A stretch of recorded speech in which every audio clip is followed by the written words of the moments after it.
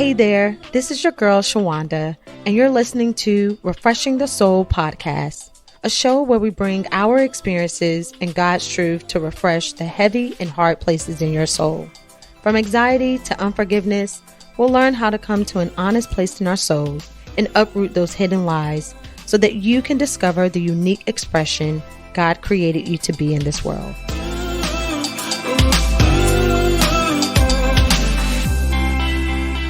Hey everyone, welcome back to Refreshing the Soul podcast. This is your host, Shawanda Williams.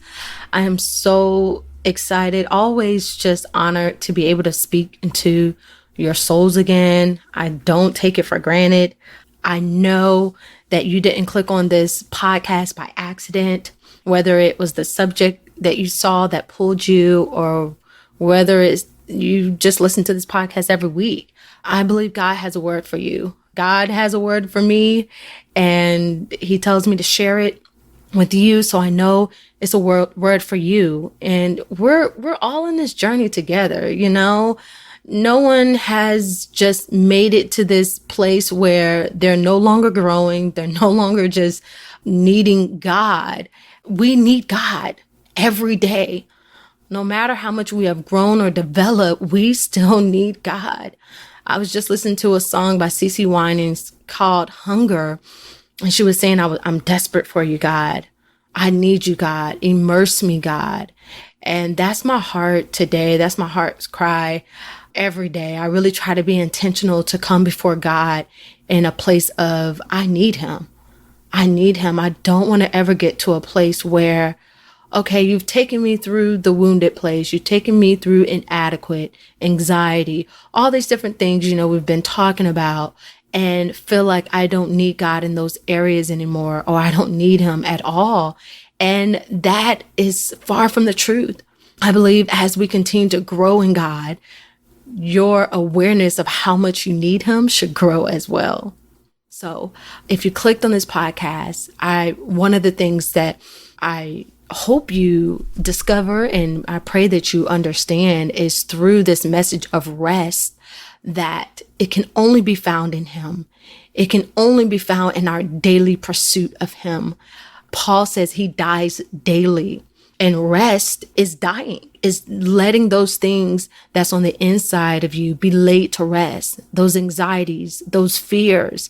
And we don't have to wait until we get to the grave to rest in peace. We can rest in his peace right now. So as you're listening, if you came on and you are feeling confused right now, if you're feeling unsure, if you're feeling a transition coming and you feel like you're in an unknown place and there's fear there, I want to speak to your soul today. I want to speak to your heart, because I'm kind of there too. God is transitioning me into another season. I don't know. I can feel it coming. And, I think sometimes we can have a fear of the unknown, a fear of what's next, what's going to happen. Who am I going to be in this season? What is this season going to look like? What is it going to come with? And, this month we've been talking about refreshing the fearful soul, refreshing those places in us that has fear.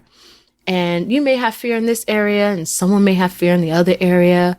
So whether one of these episodes have hit your soul, I pray that you've gotten something. The first week we talked about overcoming the fear of rejection. The second week in July, we talked about overcoming the fear of trusting. And last week we talked about overcoming the fear of people. And this week I was like, Lord, what am I talking about? Like, I don't know, what you want me to talk about. I know that usually where I'm at, God wants to use me in that area and speak about it. And I was like, this one, I'm unsure of, God. Like I really been meditating on your word for these other areas in my life for the past few weeks. But I just like, God, where am I? What's going on in my soul? Is there something going on that I don't know about or that I'm not seeing? And I want to tell you, it's okay to ask God that question. It's okay to say, God, examine my heart. just as David did. That keeps us in a place of where we need him. That keeps us in a place where we are desperate for him, where we realize that he is our everything and we want to please him and we want to be pleasing to him. I want to have a sweet aroma to him. And I asked him that, and I kept feeling like, man, feel like some things are going to start changing in my life. And I'm not sure I know what's on the other side, and I'm a type of person where I like to know the details. I like to know when, I like to know all these things. And God has only given me like partial instructions, right? But he has dealt with me in the area of, being controlling. I actually talked about it on a podcast. I think it was the month of March, is refreshing the controlling soul. So that's an area where you need some dealing with and you need God to refresh your soul. Go back to the month of March, and there's like 4 episodes on that. But I realized that even though I know that God has everything in control and I'm safe with what he has planned for me, and the unknown, I believe it is good. I believe it's a great future that God has for me, but it's just not knowing, what it feels like, what it looks like, what I would encounter, and just how, and being in a season or being in a place for so long, sometimes going to another season can seem a little scary, can seem a little different. And sometimes our familiarity with the season that we're in can cause us to fear moving forward, fear being in a new season, being in a new place, a new home, a new church, a new relationship, a new job. It could be a new season of where you're about to have kids, or you're planning for kids, or, it's whatever that unknown new season looks like. I think the unknown part of it is just not ever experiencing that level of you before. It's like a new experience of you being in that season. So if you've never been a mother and you're about to have your first child, it can feel, a little scary. Am I up to part for this? Those thoughts may come because, you're so used to, maybe it's your first child and you're so used to being by yourself and it being about you. Maybe you're married, being about your husband, and now you're about to enter a season where now you're going to have a little one around. And it's like, this is new. I've never been a mother before. I've never been a parent before. Whatever it is that you feel like you're about to embark on, God, he knows your soul. He knows your heart. He knows the fears that's in there. And he truly wants you to, it's not even about just not being afraid. He just doesn't want your fear to keep you from trusting him, right? Because sometimes we may feel scared. And then we can just decide to pull all the stops, like, I'm not ready, right? Now, if you're pregnant and you're about to have a kid, you can't do that, right? It's too late. The decision's done. You're going to be a parent. But I mean, for anybody else, I mean, you're following God and you're listening to him, and you don't have all the answers. You don't have the instructions. God could be telling you, hey, it's time for you to move to another state, another city. And you feel it pressing on your heart, but you never lived there before. You never been there before.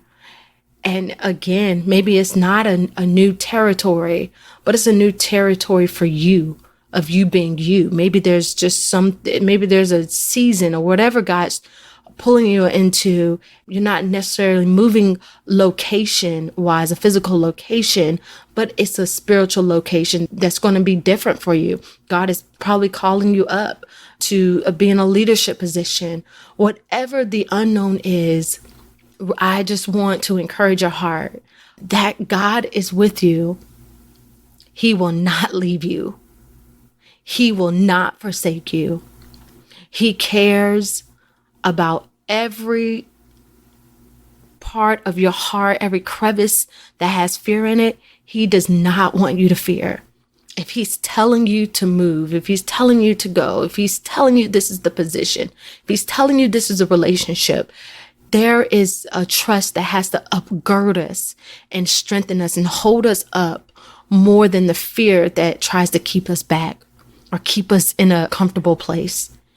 And yeah, one of the words that came to mind was rest.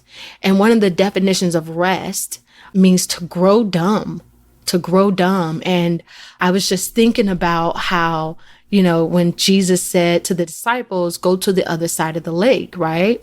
And so they get in the boat, they're on their way to the other side of the lake, but they didn't know they were going to encounter a storm. They didn't know the exact time they would be on the other side of the lake. They didn't have all the details. But just like us, we have to rest in what God said. We can combat fear. We can overcome fear when we choose to believe and trust. What did God say? What is his word? I don't have to know all the details. I just need to know what he is saying right now. And let me tell you, I'm preaching to myself. I'm ministering to myself right now.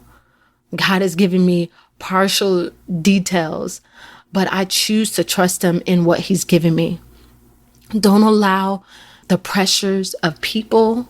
Don't allow the pressures of society, culture, what people think you should be doing right now, what the standard is, how you should do this. What is God saying? What is God saying for you? What is he telling you to do? And trust that along the way, as we are obedient to him, even if storms arise, we can have a peace in knowing that we are doing what he says and his word does not fail. So some type of way, I'm going to be able to get to the other side of the lake. So I don't know what God is calling you to do. I don't know where God is calling you to be. It doesn't mean that storms won't arise. So even if you're fearing what you may encounter, I want to tell you, you do not have to fear what you're going to encounter, because whatever you're going to encounter, Jesus has already gone before you. He's already dealt with it. He's already made you victorious over the storm because his word told you to go. His word told you this is the time. And one of the scriptures I wanted to read is John 16:33. John 16:33 says, "These things I have spoken to you, that in me you may have peace. In the world you will have tribulation, but be of good cheer. I have overcome the world." Wow. Just right now, that be of good cheer. Man, sometimes we can be despondent in our soul. We can be sad because of the fear that's weighing down in our soul. Nothing that anyone is doing, nothing that anyone knows, but we know in our soul, we feel heavy, and it can cause us to just not be joyful. Fear suppresses our joy. When we want to have peace in knowing all the details, when we want to have peace in knowing how, when, what, who, when, and where, then when God chooses not to give us those things, we can become confused, we can become fearful, and we will lose the cheer in our souls that we are obviously called to have, that we can have. According to John 16:33, he's like, listen, I've given you peace. The peace that you seek for is in me. In me. That's in my word. That's in who you know about me. And if you're saying, hey, you know what? I guess I need to know more about Jesus.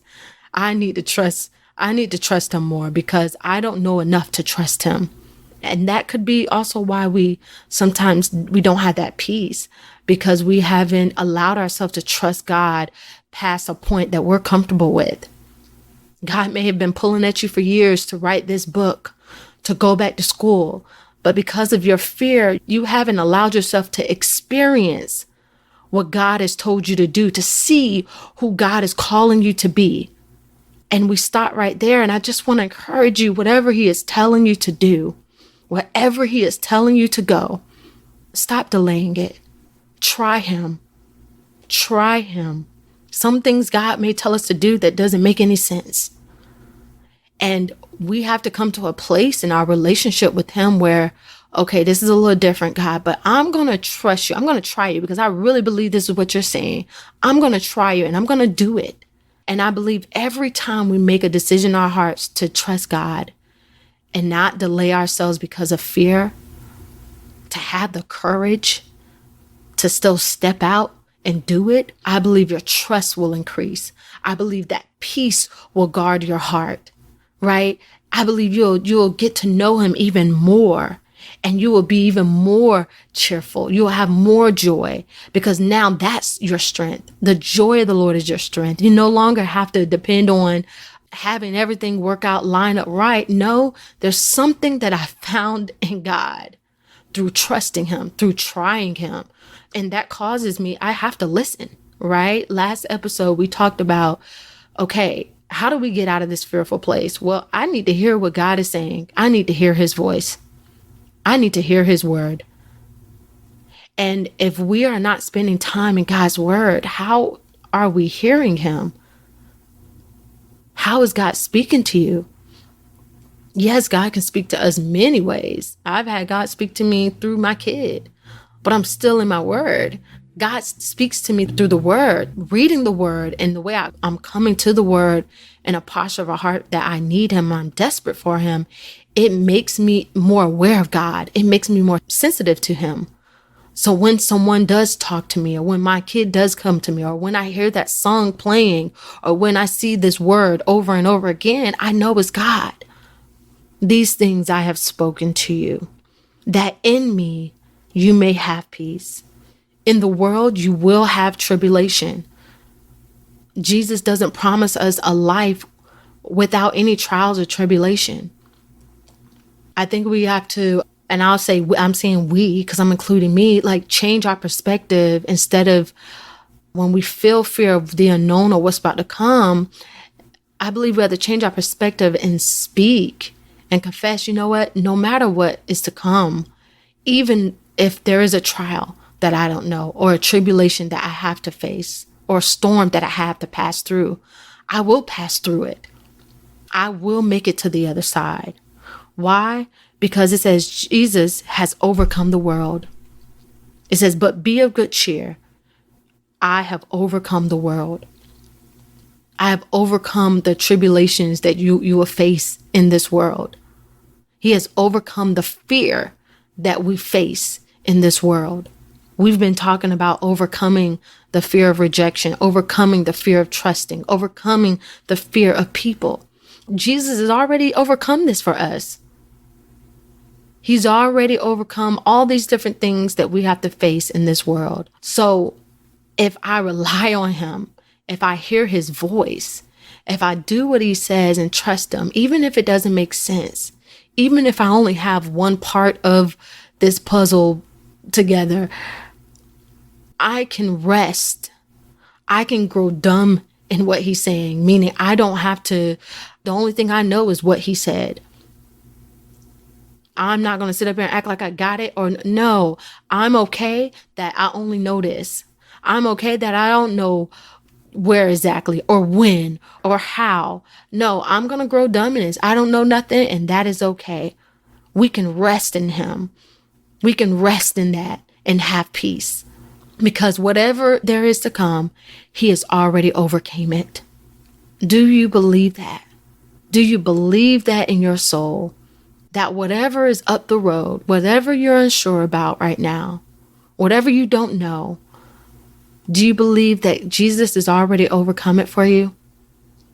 That really all you have to do is follow him and trust him?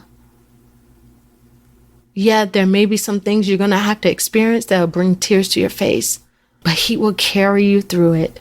I'm a witness of it.